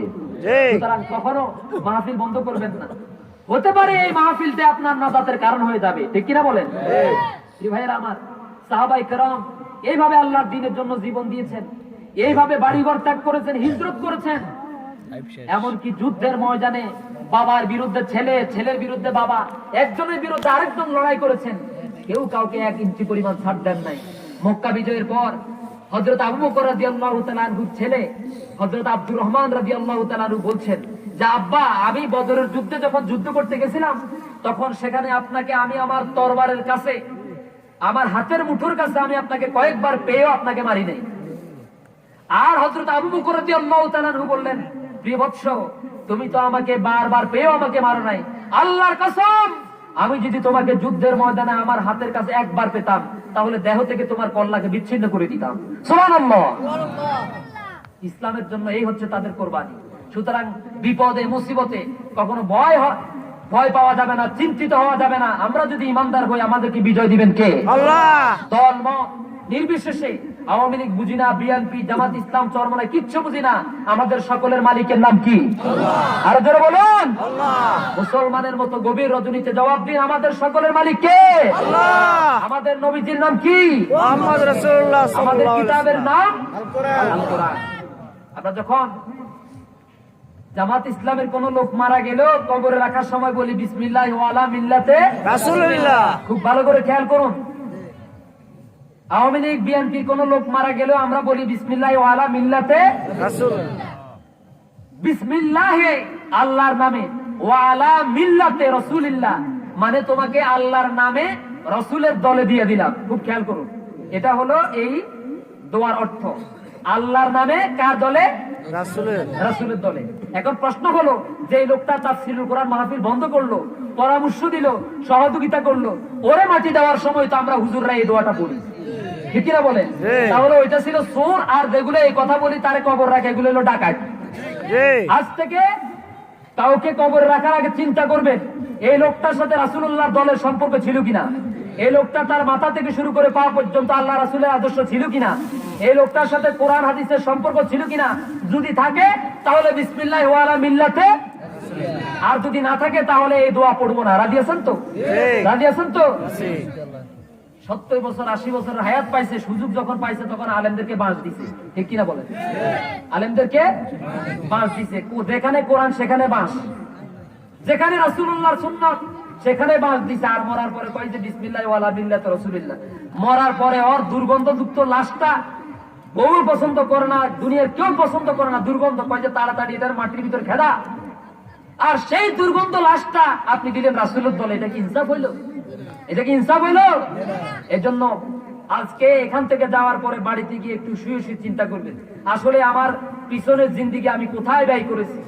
এই মুহূর্তে যদি আমি মারা যাই, নিজের বিবেককে নিজে প্রশ্ন করবেন, আমি কি আসলে জান্নাতে যাওয়ার উপযুক্ত? আমি কি বুঝাতে পেরেছি? জি। সুতরাং আসুন, আপনারা অনেকক্ষণ পর্যন্ত কষ্ট করেছেন, অনেক আলোচনা থাকলেও ওইদিকে গেলে অনেক লম্বা সময় লাগবে, সেজন্য সেদিকে না গিয়ে সংক্ষিপ্ত পরিসরে অগোছানো কিছু কথা বললাম। সব কথার মূল কথা হলো, আপনি যেই দলে করেন না কেন, কোরআন ছাড়া কোথাও যাওয়ার সুযোগ নাই। আমার সাথে জবাব দিতে হবে। আপনি যেই দলে করেন না কেন, যেখানে যান না কেন, যার পিছনে স্লোগান দেন না কেন, মিছিল করবেন, সেখানে আল্লাহর নামে তাকবীর আছে কিনা আগে এটা দেখবেন। আছে। আমি কি বুঝাতে পেরেছি? জি। কোন নেতার পিছনে হাঁটবেন, নেতা নামাজি কিনা এটা দেখবেন, নেতার কাছে দাঁড়িয়ে আছে কিনা, নামাজ আছে কিনা, কোরআন আছে কিনা এটা দেখবেন। যদি না থাকে তাহলে নেতাও জাহান্নামী, আপনিও। আল্লাহর কসম, কোরআন বলছে কিয়ামতের দিন কর্মীদেরকে, নেতাদেরকে যখন ডাকা হবে, কর্মীরা বলবে, এই যে নেতা আমাকে বলেছিল গাড়িতে পেট্রোল বোমা মারো, হুজুরদেরকে মারো, বাড়িঘর জ্বালাইয়া দাও, আমি নেতার কথা মতো করেছিলাম। নেতা বলবে, আল্লাহর কসম আমি এই কাজগুলো করিনি, কারণ আমি যে তাদেরকে বলেছিলাম, আমি তো কোরআনের ডকুমেন্ট দিই নাই, দলিল দেই নাই, আমি তো হাদিসের দলিল দেই নাই যে কারো হাত পা ভেঙে দিলে এত নেকি পাওয়া যাবে, কারো বাড়িঘর ভেঙে দিলে, জ্বালাই পোড়াই দিলে, মাহফিল 144 মাহফিল বন্ধ করে দিলে, ষড়যন্ত্র করলে এত নেকি পাওয়া যায়, আমি তো এই কথা বলি নাই। আসলে কি বলছে? আসলে কি বলছে? না। আল্লাহ তাআলা তো বলবেন না, তারাও জাহান্নামী, কর্মীরাও। এজন্য জনগণ, এ আমার জাতি, এ আমার মুসলিম মিল্লাত, একটু সচেতন হয়ে যান, একটু বিবেককে প্রশ্ন করুন, নিজেকে নিজে একটু বিচার করে দেখুন, আপনি এখন কোথায় আছেন, আপনার ঠিকানা হবে কোথায়। যেই নবী জন্মের পরে আপনার জন্য সেজদা করে কেঁদেছেন, দুনিয়াতে আপনার জন্য কেঁদেছেন, যেই নবী হাসরের ময়দানে আপনার জন্য পাগল থাকবেন, সেই নবীকে বাদ দিয়ে আপনি কোন নেতার পিছনে দৌড়াচ্ছেন? যেই নেতা নামাজ পড়ে না, যেই নেতা রোজা রাখে না, যেই নেতা কোরআনের আয়াত জানে না, হাদিস জানে না, তার সাথে কোরআন হাদিসের সম্পর্ক নাই, আপনি তার পিছনে দৌড়ায় আপনি আপনার জীবনটাকে বরবাদ করে দিয়েছেন। ঠিক কিনা বলেন? ঠিক কিনা বলেন? সুতরাং রাসূলের সুপারিশ চান কারা কারা? একটু হাত তুলে আল্লাহর দেখা। সবাই রাসূলের সুপারিশ চান? আল্লাহ কবুল করুন, জোরে বলেন আমিন। এটা কি মুখের কথা বলেছেন নাকি অন্তরের কথা বলেছেন? অন্তরের। যদি অন্তরের কথা বলে থাকেন, আজকের মাহফিলের 1 নাম্বার শিক্ষা, যত কথা বলেছি সব কথার মূল কথা হলো, মানুষের সংবিধানের নাম কি? আল কোরআন। আরো জোরে বলুন। আল কোরআন। এটা কি কোন মোল্লা বানাইছে নাকি আল্লাহ বানাইছে? এই সংবিধানটা কার? আমাদেরকে সৃষ্টি করেছেন কে? আল্লাহ। যেহেতু আমাদেরকে সৃষ্টি করেছেন, আমরা আইন মানবো কার? আল্লাহ। না, এটা তো এখন মাহফিলে বলেছেন, আপনি বাইরে বলি দেখেন না যে আল্লাহর আইন ছাড়া কারো আইন মানি না, ফিউচার চামড়াও থাকবে না। ঠিক কিনা বলেন? ঠিক কিনা? আমি আরেকটু ভেঙে বলি, রাষ্ট্রবিজ্ঞানে দেখেছি যে ইংরেজরা এই দেশটাকে শাসন করেছে প্রায় 200 বছর পর্যন্ত, 1757 থেকে 1947 পর্যন্ত। ঠিক কিনা? এই 200 বছরে, আচ্ছা আপনারা বলুন, ইংরেজরা কি কাফের নাকি মুসলমান? কথা কয়, ইংরেজরা কি কাফের ছিল না মুসলমান ছিল? কাফের। তাহলে কাফেররা আমাদের আইন আদালত, কোর্ট কাছারি, প্রতিষ্ঠান, যত জায়গায় যত কিছু চলে, সব জায়গায় তাদের সংবিধান। ঠিক কিনা বলেন? কোরআনের আইন কি আছে? না। আপনি যে বলতেছেন 90% মুসলমানের দেশে, এই কথাটা কি ভুয়া না মিথ্যা কথা না? মিথ্যা। ঠিক কিনা বলেন? আপনি, আল্লাহ বানাইছে, আল্লাহ আপনাকে সৃষ্টি করেছেন, তিনি, আপনি আইন মানতেছেন ইংরেজদের, কাফেরদের। এই চেহারা নিয়ে আপনি যদি কিয়ামতের দিন আল্লাহর কাছে গিয়ে বলেন যে আমি আপনার বান্দা, রাসূলকে গিয়ে বলেন যে আমি আপনার উম্মত, এটা কি চলবে? সেখানে চলবে? সেদিন ধরা পড়ে যাবেন। এই জন্য সাবধান হয়ে যান। বেশি ভিতরে গেলাম না, পরিবেশ খারাপ, পরিস্থিতি খারাপের জন্য বেশি ভেঙে বললাম না। একটু বিবেককে প্রশ্ন করুন, আপনার দোকানের কর্মচারীকে আপনার আইন মানবে নাকি আরেকজনের আইন মানবে? আপনার দোকানের কর্মচারীকে আপনার আইন মানবে নাকি আরেকজনের আইন মানবে? আমার। আরেকজনের পরামর্শ মোতাবেক যদি আপনার দোকানের কর্মচারী আপনার দোকান চালায়, তাহলে দোকান বেশি দিন টিকবে না। ঠিক কিনা? আমাদেরকে সৃষ্টি করেছেন আল্লাহ, আমাদের কোথায় সফলতা, কোথায় ব্যর্থতা, আমরা কোথায় গেলে মুক্তি পাবো, কোথায় গেলে জান্নাত পাবো, সেই কথা বলেছেন কে? আল্লাহ। আমরা এটা বাদ দিয়ে আমরা যখন ওদের আইন মোতাবেক চলছি, তখনই আল্লাহর গজব, আল্লাহর যত লানত, যত অশান্তি, যত দুর্যোগ, যত প্লাবন, সব এখন তাসবিহ দানার মতো আমাদের উপর পড়তেছে। ঠিক কিনা বলেন? এজন্য আসুন, এই গভীর রজনীতে আপনাদের কাছে বিনয়ের সাথে অনুরোধ করি, যিনি আমাদেরকে সৃষ্টি করেছেন, ওয়াদা করুন মৃত্যুর আগ পর্যন্ত এই আল্লাহর হুকুম ছাড়া কারো হুকুম মানবো না। রাসূল করিম সাল্লাল্লাহু আলাইহি সাল্লামকে নেতা ছাড়া অন্য কাউকে নেতা হিসাবে মানবো না। সকল প্রকার দল মত ভুলে গিয়ে, হিংসা বিদ্বেষ ভুলে গিয়ে আমরা সকলেই পরস্পরকে ভালোবাসার হাত বাড়িয়ে দেব। কেউ কাউকে হিংসা করবো না, মারামারি করবো না। আজকে মনে হয় যেন আপনাদের এখানে একজন